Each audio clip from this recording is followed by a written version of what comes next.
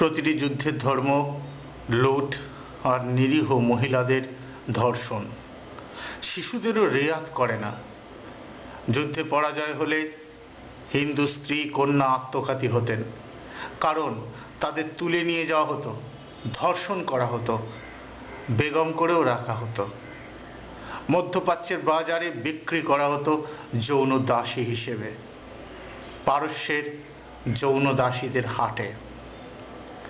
এভাবেই ভারতে জহরব্রত বা সতীদাহ চালু হয়েছিল যখন পশ্চিম থেকে ইসলামী শক্তি এদেশে আক্রমণ শুরু করল। যুদ্ধে পরাজিত রাজপুত স্ত্রীরা বিষ খেয়ে কিংবা আগুনে ঝাঁপ দিয়ে আত্মহতি দিতেন।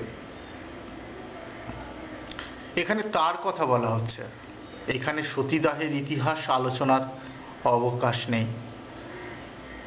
গ্রিক দিগ্বিজয়ী সম্রাট আলেকজান্ডারের সাথে ভারতে এসেছিলেন ক্যাসেন্ড্রিয়ার ঐতিহাসিক অ্যারিস্টোবুলুস।